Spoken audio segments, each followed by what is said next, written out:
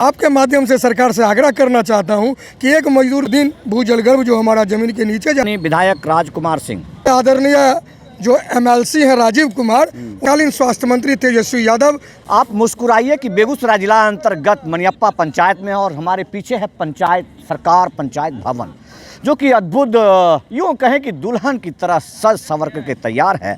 बीते 2 दिन, मात्र 2 दिन के बाद, आगामी 2 दिन के बाद हमारे राज्य के मुखिया नीतीश कुमार जी आ रहे हैं। मैं तो घबरा गया कि कहीं आज ही ना उतर रहे होंगे, क्योंकि खगड़िया में आए हुए हैं और कहीं नीतीश बाबू यहाँ की सजावट देकर उतर गए तो बड़ा अच्छा लगा। लेकिन फिर भी मैं इसलिए मुस्कुराने की बात कर रहा हूँ कि मुस्कुराहट बगल वाले लोग की कम ना हो जाए, कि आपको लगे कि नहीं जी मनियप्पा ही इस तरह सज रहा है, बाकी जगह का क्या होगा। सबका बारी बारी से नंबर आएगा। आप देखना शुरू कर चुके हैं न्यूज़ सदन तक और मैं हूं संतोष कुमार। मैं अभी हूं बेगूसराय जिला अंतर्गत मनियप्पा पंचायत में, जो कि बेगूसराय मुख्यालय से मात्र 6-7 किलोमीटर की दूरी पर है और जहां पर कई ऐतिहासिक ऐसे जगह हैं जहां पर मुख्य रूप से जब कभी भी मनियप्पा घुसते होंगे तो रेड क्रॉस सोसाइटी के द्वारा बना हुआ हॉस्पिटल, जो जीर्ण शीर्ण अवस्था में आज नहीं, मैं दशकों साल से देख रहा हूँ, क्योंकि हमारी उम्र 5 दशक हो चुकी है, तो उस अवस्था से हम देख चुके हैं, लेकिन आज उसमें रंग रोहन हुआ है। सबसे विशेष बात अगर यहाँ पर कुछ है तो वो है इस प्रगति यात्रा में खेल के माध्यम से जो प्रगति लाने का प्रयास है, उसमें आपको मुझे लगता है कि बिहार में मैं पहला देखा हूँ कि बास्केटबॉल को इस तरह से सजाया सवाया गया है। हॉकी को भी बिहार में प्रमोट नहीं किया जाता है, क्योंकि लोगों को समझता है कि अरे छोड़ो यार, जो चीज़ हमारे हाथों में नहीं है उसके लिए हमने क्यों करना। लेकिन उनके माध्यम से हमारे देश में कितने तगमे आते हैं, कितने गोल्ड मेडल आते हैं, ये लोगों को समझ में नहीं आता है। चलिए वो अलग बात है। बात ये है कि जिस बास्केटबॉल ग्राउंड को आप रंग रोहन किया हुआ देख रहे हैं, हमें ये देखना है कि क्या हमारे पंचायत में इस खेल को समझने वाले या बास्केट में डालने वाले बच्चे हैं कि नहीं हैं। ये डजन मैटर ये होता है कि यहाँ पर जो काम हो रहा है वो लोग काम क्या कर रहे हैं। हम ये थोड़ा सा जानने, भैया तमाशबीन है कि ये काम कर रहे हैं, कौन है? हैं क्या है यहाँ, काहे मुँह छुपा रहे हैं इधर? देखिए ये हमारे बिहार की दुर्गति है कि सब लोगों को थोपा जाता है जिम्मेदारी। तो हम भी कहेंगे कि वो अपने अपने जिम्मेदारियों में रहें, गिरे नहीं, भटके नहीं, लेकिन महसूस करें कि आप जब मनियप्पा आते हैं तो ज़रूर आप 18 तारीख को आइए और 18 तारीख को हमारे राज्य के मुखिया का स्वागत कीजिए, क्योंकि आपके आने से उनका हौसला अफजाई होगा। जो लोग आज यहाँ काम कर रहे हैं वो लोग इस मायूसी में होंगे कि किस किस विधा से हैं, किस किस वर्ग से हैं, किस किस डिपार्टमेंट के कर्मचारी हैं, उनका तनख्वाह कब पास होगा कि नहीं, कितना मिलेगा कि नहीं। लेकिन यहाँ आने वाले तमाम अधिकारी लोगों को इससे कोई लेना देना नहीं होता है। लेकिन जैसा भी हो, अंततः यही कहेंगे कि ये प्रगति यात्रा जहाँ जाते हैं वहाँ तो प्रगति जरूर होता है। अतः निवेदन रहेगा मुखिया नीतीश कुमार जी से, हमारे माननीय मुख्यमंत्री नीतीश कुमार जी से, कि आप महीना में एक बार कम से कम एक पंचायत में चले जाया कीजिए। ये जो प्रगति यात्रा है ये सिर्फ 25 तक ही ना रहे, चुनाव तक ही ना रहे, या चुनाव से पहले क्यों नहीं शुरू हुआ, ये दुर्भाग्य की बात है। कोई लोग तो यहाँ बोलने वाले आपको नहीं मिलेंगे, फिर भी मैं दिखा जाता हूँ ये पंचायत भवन सरसरी निगाह में। और भी भैया काम कर रहे हैं? हाँ, काम कर रहे हैं। कैसा है लग रहा है? यही के हैं? नहीं, मोहम्मदपुर के हैं। मोहम्मदपुर से आए हैं। आपके पंचायत में भी कुछ होगा? नहीं, हमारे पंचायत नहीं पड़ता है। नहीं, पास में है, एकदम नज़दीक में। हाँ, नजदीक। देखिए नज़दीक के जो लोग हैं, जो काम करने आए हैं, काफ़ी उत्साहित हैं लोग और इसी उत्साह को बनाए रखना है। 18 तारीख को, आगामी 18 तारीख को ज़रूर आना है। अपना उत्साहपूर्वक जो चेहरा, जो जिस तरह से आज यहाँ के अधिकारी लोग उत्साहित हैं कि वो अपना योगदान दे रहे हैं, ज़बरदस्ती ही सही, लेकिन योगदान दे रहे हैं। इसी तरह आपको उस दिन योगदान देना है और अपने अपने पंचायत का हो सकता है फ़ोटो खींच करके भी हमारे माननीय मुखिया जी को देना है। मुखिया जी मतलब गांव के मुखिया नहीं, हमारे नीतीश कुमार जी को, कि हमारा पंचायत भी इसी तरह से चमकना चाहिए जिस तरह से वर्तमान में, जिस तरह से मुरारी बाबू का ध्यान नहीं आया, जरा घूमिए तो। मुरारी बाबू वो चेहरे हैं जो बेगूसराय जिला में जाने माने मुखिया जी के रूप में आते हैं और वर्तमान में मुझे लगता है कि विधायक के रूप में भी इस विधानसभा क्षेत्र से प्रस्तावित होने वाले मुखिया जी में है। तो मुखिया जी को स्पेशल स्वागत इस प्रकार से हो तो मुझे लगता है कि अच्छा लगता है स्वागत करने में। माननीय नीतीश कुमार जी यहाँ आ रहे हैं और उनके आने में जो मुख्य स्वागत है वो एक ऐसा जगह जो अक्सर आप मनियप्पा के मुंडेर से गुजरते होंगे तो गड्ढा जो कि समान रूप से ऐसा गड्ढा था जो बिहार के मोहल्ले टोले हर जगह पर मौजूद रहता है, लेकिन उसका स्वरूप पूर्ण रूपेण अब तालाब का हो चुका है। और कैसे हुआ, क्या हुआ, ये जानने के मेरा नाम मुरारी कुमार है, मैं मनियप्पा पंचायत का मुखिया हूँ। आप मनियप्पा पंचायत के मुखिया हैं, लेकिन मुखिया जी क्या लगता है आपको कि ये कितने दिन से काम चल रहा है?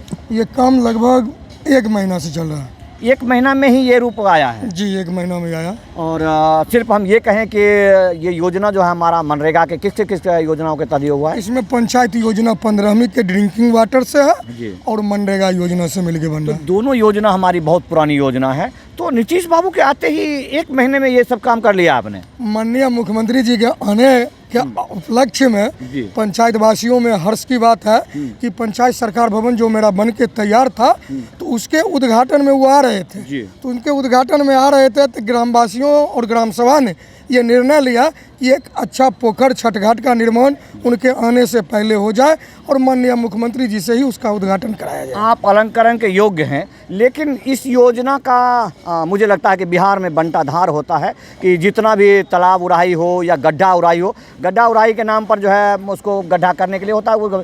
तो ये वाला ये कॉन्सेप्ट क्या और लोगों के बारे तक पहुँचाएंगे आप? नीतीश बाबू को कहेंगे कि भैया ये जो चीज़ है ये लोगों को बहुत अच्छा लग रहा है। हर पंचायत में जिनमें सिर्फ योजना जाता है वो योजना तक ही ना सीमित रह करके इस प्रकार धरातल पर भी काम हो।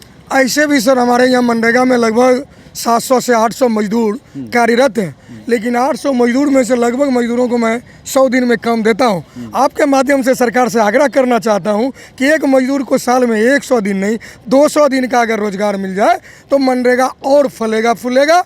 इस तरह के गड्ढे को अगर पंचायत के माननीय मुखिया और उनकी कमेटी वार्ड सदस्य के लोग अगर अपने पंचायत में अपने गांव में अगर इस तरह का तालाब बनाते हैं तो ये पर्यावरण के लिए भी जो हम लोग दिन ब दिन भूजलगर्भ जो हमारा ज़मीन के नीचे जा रहा है उसको भी बचाने में हम लोग ऐसा पढ़े थे 8-9 में कि कुआं जो चालू कुआं हो, जो तालाब चालू तालाब हो, उसका पानी अगर निकलते रहता है तो वहाँ के भूजलगर्भ में जो है ऊपर सतह लेयर ऊंचा रहता है।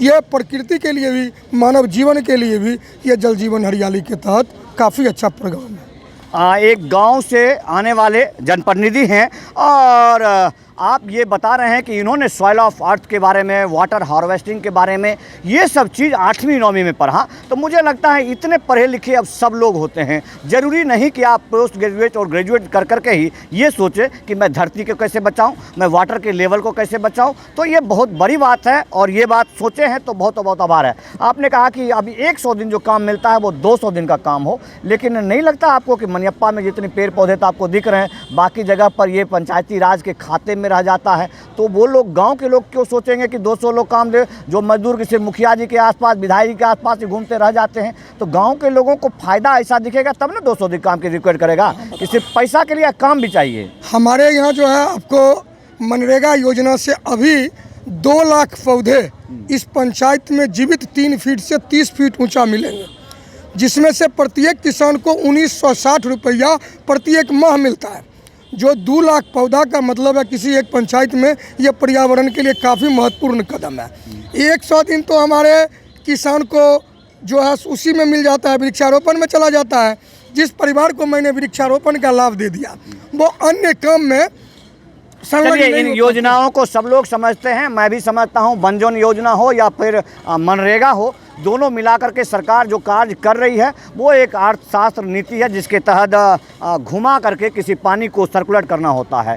सबसे पहले ये बताइए कि अगर मुख्यमंत्री जी कल नहीं आते तो कितना का नुकसान होता, या आ रहे हैं तो स्पेशल आपको क्या क्या मिला इस पंचायत के लिए? माननीय मुख्यमंत्री जी के आने से जो CSR मद से पता चला, माननीय विधायक जी के सौजन्य से और सांसद महोदय के प्रयास से, मटिहानी विधायक राजकुमार सिंह जी, उनका अथक परिश्रम है, जो कि 16 साल से भूत बंगला खंडर रेड क्रॉस पड़ा हुआ है।